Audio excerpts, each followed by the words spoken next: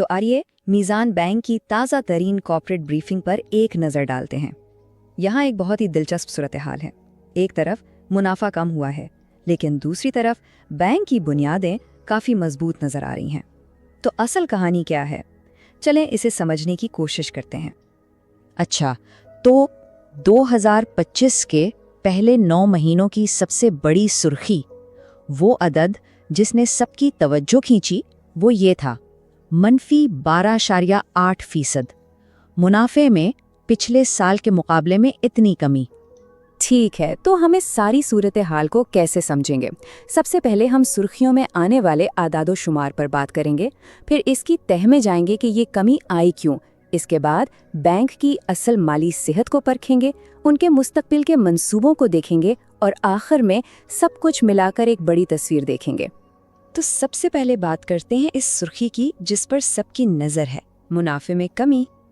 اچھا، تو ٹیکس ادا کرنے کے بعد جو حتمی منافع کا عدد سامنے آیا وہ تھا 67.2 ارب روپے، اور ہاں، یہ صاف ظاہر کرتا ہے کہ بینک کے لیے کمائی کے لحاظ سے یہ ایک مشکل دور تھا۔ اور یہاں آپ اسے بالکل واضح طور پر دیکھ سکتے ہیں۔ پچھلے سال اسی عرصے میں منافع 77.1 ارب روپے تھا، اور اس سال یہ 67.2 ارب ہے، یعنی سیدھا تقریباً 10 ارب روپے کی کمی۔ یہ واقعی ایک قابل ذکر گراوٹ ہے۔ ٹھیک ہے، تو یہ کمی تو واضح ہے، لیکن سوال یہ ہے کہ ایسا ہوا کیوں؟ چلیں اب اس عدد کے پیچھے کی وجوہات کو کھوجتے ہیں۔ تو آخر منافع پر اتنا دباؤ آ کہاں سے رہا تھا؟ دیکھیں، اس کی کوئی ایک وجہ نہیں تھی، بلکہ یہ کئی چیزوں کا ایک ساتھ مل کر نتیجہ تھا۔ اس میں ایک بڑا کردار ہے منیمم ڈپازٹ ریٹس یعنی MDR کا۔ اسے یوں سمجھیں کہ یہ مرکزی بینک کا ایک اصول ہے جو کہتا ہے کہ بینکوں کو اپنے ڈپازٹس پر کم از کم اتنا منافع تو دینا ہی پڑے گا۔ تو ظاہر ہے جب یہ شرح بڑھتی ہے تو بینک کے اپنے منافع کا مارجن کم ہو جاتا ہے۔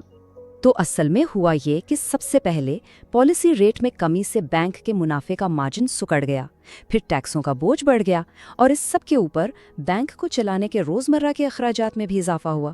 جب یہ سب چیزیں ایک ساتھ ہوئیں تو منافع پر دباؤ پڑنا ہی تھا۔ ٹھیک ہے، لیکن یہ کہانی کا صرف آدھا حصہ ہے۔ منافع ایک چیز ہے، لیکن بینک کی بنیادی صحت کیسی ہے؟ آئیے اب اس پر نظر ڈالتے ہیں۔ اور یہ سب سے بڑا سوال ہے نا؟ جب کوئی سنتا ہے کہ منافع کم ہو گیا ہے تو ذہن میں پہلا خیال یہی آتا ہے کہ کیا بینک کسی مشکل میں ہے؟ تو کیا بینک مشکل میں؟ اچھا، اس کا جواب اس ایک عدد سے ملنا شروع ہوتا ہے، 23.3%۔ یہ بینک کا کیپٹل ایڈیکویسی ریشو ہے، اور یہ کسی بھی بینک کی مالی طاقت کو ناپنے کا ایک بہت ہی اہم پیمانہ ہے۔ اس کو سمجھنے کے لیے یہ جان لیں کہ قانون کے مطابق بینکوں کو یہ ریشو 11.9% پر رکھنا ہوتا ہے۔ میزان بینک اس سے تقریباً دوگنا زیادہ پر بیٹھا ہے۔ یہ ایک بہت بڑا مالیاتی حفاظتی جال ہے، کسی بھی غیر متوقع جھٹکے سے بچنے کے لیے ایک زبردست کشن۔ اور یہ بات واقعی بہت دلچسپ ہے۔ منافع میں کمی کے باوجود لوگ بینک پر پہلے سے زیادہ بھروسہ کر کے اپنا پیسہ رکھوا رہے ہیں۔ اس کا ثبوت صارفین کے ڈپازٹس میں یہ زبردست اضافہ ہے۔ اور بینک کے لیے اچھی بات یہ ہے کہ ان ڈپازٹس کا زیادہ تر حصہ کرنٹ اور سیونگز اکاؤنٹس میں ہے۔ انہیں کم لاگت والے ڈپازٹس کہا جاتا ہے۔ یہ بینک کو کام کرنے کے لیے ایک بہت ہی مستحکم اور سستا فنڈنگ بیس فراہم کرتے ہیں۔ اچھا، اب ان اعداد و شمار کو دیکھتے ہیں۔ یہ سچ ہے کہ نان پرفارمنگ لونز یعنی وہ قرضے جن کی واپسی خطرے میں ہے ان میں اضافہ ہوا ہے، لیکن اس کے لیے بینک کی تیاری دیکھیں۔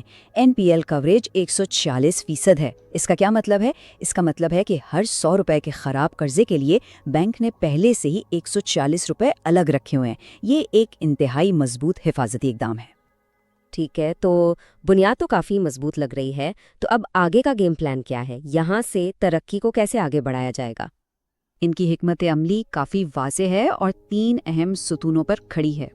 1، بہت سی نئی برانچیں کھول کر اپنی موجودگی کو بڑھانا۔ 2، اپنی ڈیجیٹل بینکنگ سروسز کو اور تیز کرنا۔ اور 3، وہ کام کرتے رہنا جس میں وہ ماہر ہیں، یعنی اپنے ڈپازٹ بیس کو بڑھاتے رہنا۔ اور ایسا لگتا ہے کہ ان کی ڈیجیٹل حکمت عملی کے نتائج آنا شروع ہو گئے ہیں۔ ذرا یہ دیکھیں، अब 93% लेन देन डिजिटल हो रहा है और सिर्फ 9 महीनों में 10 लाख नए सार्फिन ने उनकी मोबाइल ऐप इस्तेमाल करना शुरू की है। ये वाकई एक तेज़ रफ्तार तरक्की है। और ये तमाम नुकात जो हम डिस्कस कर रहे हैं, ये बराह रास्त बैंक की अपनी तफसीली ब्रीफिंग से लिए गए हैं, जिसमें उनका पूरा मंसूबा वाज़े तौर पर बयान किया गया है। ठीक है, तो अपने आखिरी हिस्से में आइए ज़रा पीछे हटकर बड़ी तस्वीर देखते हैं। इस सब के बारे में मार्केट क्या सोचती है? अब ये शायद इस कहानी का सबसे दिलचस्प हिस्सा है। मुनाफा तो कम हुआ, ठीक है, लेकिन स्टॉक पर सरमायाकारों का एतमाद मजबूत रहा। जैसा कि आप इस चार्ट में देख सकते हैं, बैंक के स्टॉक ने दरअसल पूरी मार्केट के मुकाबले में कहीं बेहतर कारकर्दगी दिखाई है। और सिर्फ सरमायाकार ही नहीं, बड़े रिसर्च एनालिस्ट्स भी बैंक के बारे में काफ़ी मुस्बत हैं।